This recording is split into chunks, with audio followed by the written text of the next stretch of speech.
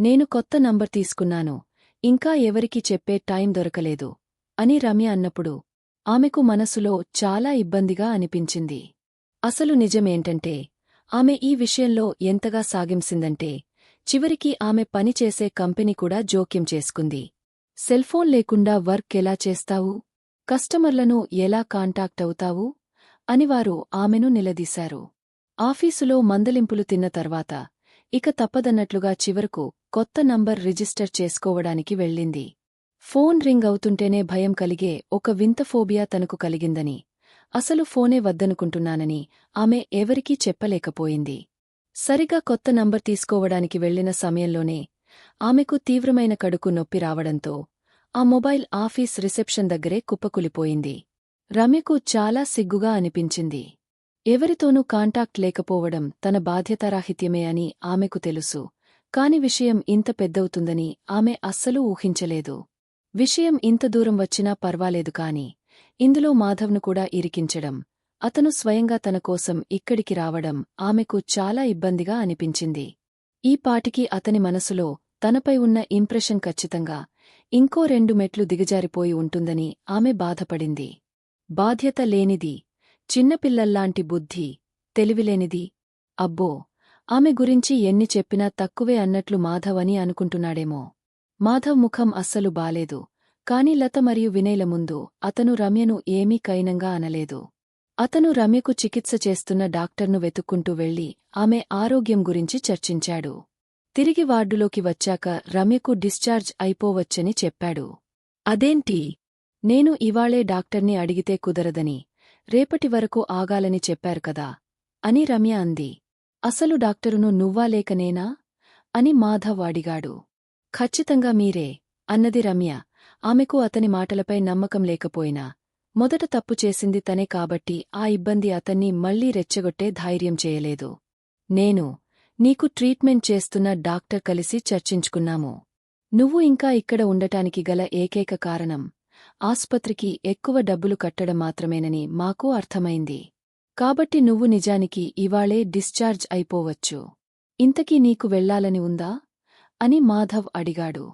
అవును, నాకు వెళ్లాలని ఉంది. రమ్యకు ఇప్పుడు ఎలాగైనా డిశ్చార్జ్ అవ్వాలని ఉంది. ఎందుకంటే ఆస్పత్రి ఖర్చులు భరించడానికి ఆమె దగ్గర అసలు డబ్బులు లేవు. కనీసం ఏడవడానికి కూడా ఆమెకు స్తోమత లేదు. ఎలాగైనా కొంచెం డబ్బు ఆదా చేయాలని ఆమె అనుకుంది. అలా రమ్య ఆస్పత్రి నుండి డిశ్చార్జ్ అయ్యింది.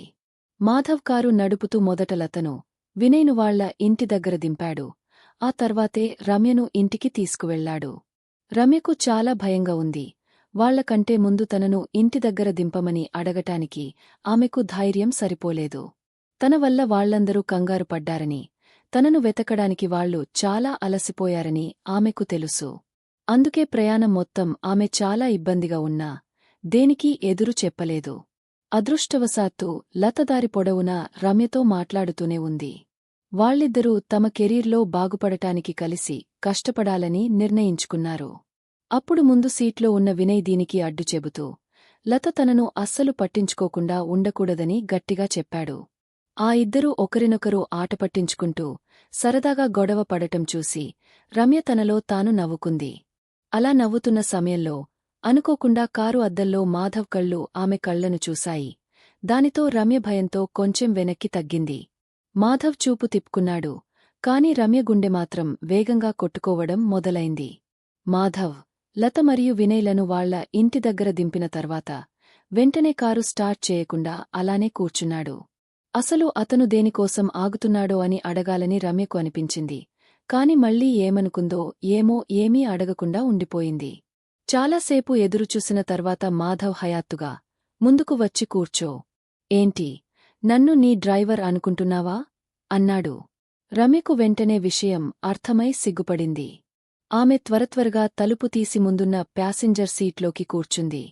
మరికాసేపు గడిచినా కూడా మాధవ్ కారును కదపలేదు. రమ్యకు కొంచెం ఇబ్బందిగా అనిపించి మెల్లగా అతని వైపు చూసింది. అతను తననే తీక్షణంగా చూడటం గమనించింది. అప్పుడు అతను, సీట్ బెల్ట్ పెట్టుకోవా అని అడిగాడు. ఆ అంటూ సీట్ బెల్ట్ పెట్టుకుంది. కాని మాధవ్ మాత్రం అస్సలు కదల్లేదు. తన ఫోన్ తీసి ఆమెకి ఇచ్చాడు. రమ్య ఆ ఫోన్ వైపు అనుమానంగా చూసింది. దాన్ని తీసుకోవాలో వద్దో ఆమెకు అర్థం కాలేదు. చివరికి, నా దగ్గర నా ఫోన్ ఉంది కదా, అంది. మాధవ్ ఆమె వైపు ఒక రకంగా చూస్తూ. నేను నా ఫోన్ నీకు ఇస్తున్నానని చెప్పానా ఏంటి? అన్నాడు. రమ్య మొహం సిగ్గుతో ఎర్రబడింది. డాక్టర్ మాధవ్ గారి ఫోన్ చాలా ఖరీదైనది, అంది. అతను ఫోన్ ఆమెకి ఇచ్చి ఇంకేం మాట్లాడలేదు. ఆయన మనసులో ఏముందో ఆ దేవుడికే తెలియాలి అనుకుంటూ ఆమె ఊరికే అతన్ని పొగిడేసింది. థాంక్యూ. మాధవ్ ఏమీ చిరాకు పడకుండానే, నీ కొత్త నంబర్ను ఈ ఖరీదైన ఫోన్లో సేవ్ చెయ్, అన్నాడు. నేనేమీ మళ్ళీ కనిపించకుండా పోనులే, అని ఆమె సమాధానమిచ్చింది. అది సరే, కాని దానికి నేను అడిగిన నీ ఫోన్ నంబర్కు ఏమైనా సంబంధముందా? అని అంటూ మాధవ్ తన ఫోన్ను రమ్య ఒళ్ళో పడేశాడు. రమ్య తన చేతులు నలుపుతూ కాసేపు ఆ ఫోన్ వైపు చూసింది. చివరకు మెల్లగా, నేను ఇంకా కొత్త నంబర్ తీసుకోలేదు, అని నిజం ఒప్పుకుంది. అసలు నీ బుర్రలో ఏముంది? మాధవ్ అడిగిన ఆ కైనమైన తీరు రమ్యకు కొంచెం కోపం తెప్పించింది. సెరెబెల్లుమున్నాయి, అని రమ్య బదులిచ్చింది. మాధవ్ ఆమె వైపు ఒక రకంగా చూస్తూ, పర్వాలేదే, నీకు చాలా విషయాలు తెలుసు, అన్నాడు. ఇది కామన్ సెన్స్, అని రమ్య అంది. ఇలాంటి పనులు చేస్తూ కూడా కామన్ సెన్స్ ఉందని చెప్పుకుంటున్నావా? అని మాధవ్ అంటూ కారు స్టార్ట్ చేసి వేగంగా మెయిన్ రోడ్డు ఎక్కించాడు. రమ్య ఎదురు చెప్పాలన్న కోపాన్ని అణచుకుంది. జీవితంలో ఆశ ఉండాలంటే కొన్నిసార్లు ఓపిక పట్టాలని ఆమెకు తెలుసు. మాధవ్ కారును నేరుగా మొబైల్ కంపెనీ వైపు పోనివ్వడం చూసి రమ్య నోరు వెళ్లబెట్టింది. ఇక ఆమె తనను తాను అణచుకోలేకపోయింది. నేను అని ఆమె నోరు తెరిచిందో లేదో, మాధవ్ ఆమె వైపు కోపంగా తీక్షణంగా చూశాడు. మాధవ్ కారు ఆపి, కిందకు దిగి, ఆమె వైపున్న తలుపు తీశాడు. కిందకు దిగి కొత్త ఫోన్ నంబర్ రిజిస్ట్రేషన్ చేయించుకో. సాకులు చెప్పకు, ఆలస్యం చేయకు, త్వరగా దిగు, అని గద్దించాడు. ఆమె అప్పటికే కారు దిగింది, కాని అతను మాత్రం ఆమెను తిడుతూనే ఉన్నాడు. ఫ్రెండ్స్తో కాంటాక్ట్ పోతే పోయింది కాని, నీ కన్నవాళ్లతో కూడా సంబంధాలు తెంచుకోవడానికి నీకు ఎంత ధైర్యం? అసలు నీ తల్లిదండ్రుల గురించి ఎప్పుడైనా ఆలోచించావా? నువ్వు ఏదైనా విషయం నుండి లేదా ఎవరి నుండి అయినా దాక్కోవాలని అనుకుంటే, అసలు ఫోన్ నంబర్ క్యాన్సిల్ చేయడం వల్ల ఏమైనా ఉపయోగముంటుందా? నువ్వు పెద్దదానివి, చిన్నపిల్లవి కావు. ఏం ఆలోచిస్తున్నావు అసలు? ఇంత చిన్నపిల్లల్లాంటి పనులు ఎలా చేస్తావు? నీవల్ల మీ పేరెంట్స్ మాత్రమే కాదు, నీ ఫ్రెండ్స్ కూడా ఎంత కంగారు పడ్డారో తెలుసా? అందరినీ ఇంత టెన్షన్ పెట్టావు కదా, నీకు కొంచెం కూడా బాధగా అనిపించడం లేదా? అని మాధవ్ ఆమెకు గట్టిగా క్లాస్ పీకాడు. నాకు బాధగా అనిపిస్తోంది కాబట్టే నువ్వు తిడుతున్నా ఇక్కడ నిలబడి వింటున్నాను, లేకపోతే ఎప్పుడో వెనక్కి తిరిగి వెళ్ళిపోయేదాన్ని, అని రమ్య చాలా మెల్లగా అంది. ఆ మాటలు గట్టిగా చెప్పే ధైర్యం ఆమెకు లేదు. ఏమన్నావు? అని మాధవ్ అడిగాడు. నేనేమీ అనలేదు, అని రమ్య అంది. రమ్య, అని మాధవ్ గద్దించాడు. నేను అన్నది ఏంటంటే, డాక్టర్ మాధవ్ గారు చాలా మంచివారు. ఆయనకి మంచి మనసు ఉంది. అది ఇప్పుడు నాకు నిజంగా అర్థమైంది, అని రమ్య అంది. 30 ఏళ్ల వయసున్న ఈయన తనని, తాను నాకు తండ్రిలా అనుకుంటున్నారు. అలా ఆపకుండా క్లాస్ ఇస్తున్నారని ఆమె మనసులో అనుకుంది. రమ్య తలపైకి ఎత్తి చూడటానికి ధైర్యం చేయలేదు కాని, మాధవ్ తనను పైనుండి కోపంగా చూస్తున్నాడని ఆమెకు అర్థమైంది. అలా కాసేపు చూసిన తర్వాత అతను ఆమెను మొబైల్ షాపులోకి తీసుకువెళ్లి కొత్త నంబర్ రిజిస్టర్ చేయించమని చెప్పాడు. రమ్య కౌంటర్ దగ్గర నిలబడి ఉంటే, మాధవ్ చాలా కాన్ఫిడెంట్గా సేల్స్ పర్సన్కి కొత్త నంబర్ కావాలని చెప్పాడు. రమ్య ఏమీ మాట్లాడకుండా సైలెంట్గా తన పర్సు తీసి, అందులో ఉన్న 200 రూపాయలను తీసి ఆ సేల్స్ పర్సన్కి చూపించింది. ఆ తక్కువ డబ్బును చూసి ఆ సేల్స్ పర్సన్ ముఖం ఒక్కసారిగా మారిపోయింది. వెంటనే తెలియకుండానే మాధవ్ వైపు చూశాడు. మాధవ్ ఏమీ మాట్లాడకుండా తన క్రెడిట్ కార్డు తీసి రమ్య ముందే ఇచ్చాడు. ఇప్పుడు నువ్వు నాకు ఈ డబ్బు బాకీ ఉన్నావు, అని మాధవ్ ప్రకటించాడు. రమ్య అది అస్సలు ఊహించలేదు.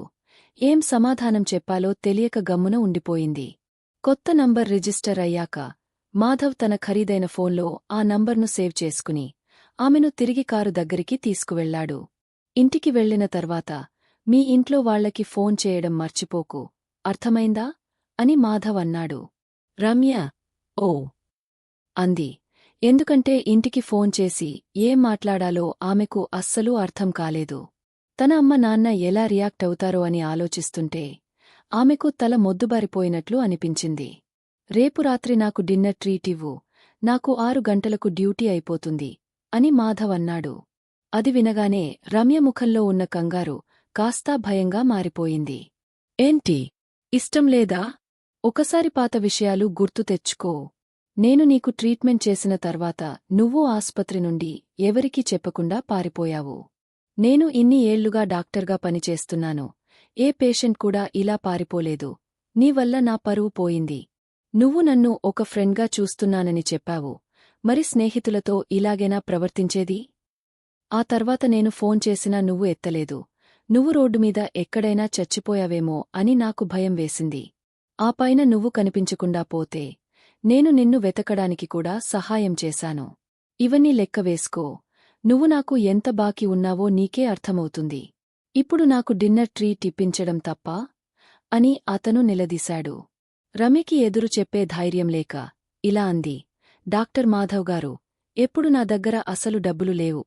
ఎందుకు నీ దగ్గర డబ్బులు లేవు? అని అతను అడిగాడు. నేను 2 సార్లు ఆస్పత్రిలో చేరాల్సి వచ్చింది. దానికే చాలా డబ్బు ఖర్చయిపోయింది. దానికి తోడు నా క్లయింట్ యాక్సిడెంట్ గొడవ వల్ల ఈ 2 నెలల నుండి చాలా కష్టాలు పడ్డాను. కంపెనీలో కూడా తిట్లు తిన్నాను. ఒక్క డీల్ కూడా క్లోజ్ చేయలేకపోయాను. నాకు కనీసం బేసిక్ జీతం కూడా సరిగ్గా రాలేదు. నా దగ్గర పొదుపు చేసిన డబ్బులు కూడా లేవు. నిజంగా నా దగ్గర ఇప్పుడు అదనంగా ఒక్క రూపాయి కూడా లేదు. ఈ రాత్రి ఇంటికి వెళ్ళాక నేను పెరుగన్నం మాత్రమే తింటాను. నేను నిజంగా చాలా పేదరికంలో ఉన్నాను. అంతేకాకుండా నేను ఇప్పుడే కొత్త ఫోన్ నంబర్ తీసుకున్నాను. నా కస్టమర్లందరికీ ఫోన్ చేసి చెప్పాలి. కాబట్టి నేను చాలా బిజీగా ఉంటాను అని రమ్య తన బాధ చెప్పుకుంది. దానికి మాధవ్, డబ్బులు లేవా? బిజీగా ఉంటావా? ఇదంతా నీ వల్ల నువ్వు తెచ్చుకున్నదే. కాబట్టి నిన్ను చూసి జాలిపడాల్సిన అవసరం లేదు అన్నాడు. రమ్య అతనితో బేరసారాలు మొదలుపెట్టింది. మరి ఇలా చేద్దామా? నా దగ్గర డబ్బులు వచ్చే వరకు ఆగండి. అప్పుడు నేను ఖచ్చితంగా డాక్టర్ మాధవ్ గారికి మంచి రెస్టారెంట్లో ట్రీట్ ఇస్తాను. నీ దగ్గర డబ్బులు వచ్చే వరకు ఆగాలా? అసలు ఈ జన్మలో ఆశ నెరవేరుతుందని నువ్వు అనుకుంటున్నావా? అని మాధవ్ ఎగతాళిగా అడిగాడు. నేను. రమ్య కోపంగా అతని వైపు చూసింది. కాని తనను తాను అదుపులో ఉంచుకుని ఓపిక పట్టింది. నేను ఇప్పుడే హాస్పిటల్ నుండి డిశ్చార్జ్ ఇయ్యను. నేను బయట ఫుడ్ ఏమీ తినలేను. మనం వేరే రోజు వెళ్దామా? అని రమ్య అంది. దానికి మాధవ్, నువ్వు తినడం లేదు, నాకు ట్రీట్ ఇస్తున్నావ్. నీ కడుపు బాలేకపోతే నువ్వు కొంచెమే తిను అన్నాడు. ఆయన మాటలు వినండి. ఇంతకంటే ఎవరైనా ఇంతలా మొండిగా పెత్తనం చెలాయిస్తారా అని రమ్య మనసులో అనుకుంది. మళ్ళీ రమ్య ఇలా అంది. అది సాయంత్రం 6 గంటలంటే ట్రాఫిక్ చాలా ఎక్కువగా ఉంటుంది. ఆ టైంలో నన్ను పికప్ చేసుకోవడం డాక్టర్ మాధవ్ గారికి ఇబ్బందిగా ఉంటుంది. మనం వీకెండ్లో ఎప్పుడైనా వెళ్దాం. అప్పుడు ప్లాన్ చేసుకుందాం. డ్రైవింగ్ చేయడం ఇబ్బందా? నీకు నామీద ఇంత శ్రద్ధ ఉందని నాకు తెలియదు. సరే, అయితే నువ్వే వచ్చి నన్ను పికప్ చేసుకో. నువ్వు త్వరగా వచ్చి నా ఆఫీసులో 6 గంటల వరకు నాకోసం వెయిట్ చెయ్ అని మాధవ్ అన్నాడు. నన్ను చంపేయండి. కాదు, అతన్ని చంపేస్తా. అసలు ఈయన ఎలాంటి మనిషి?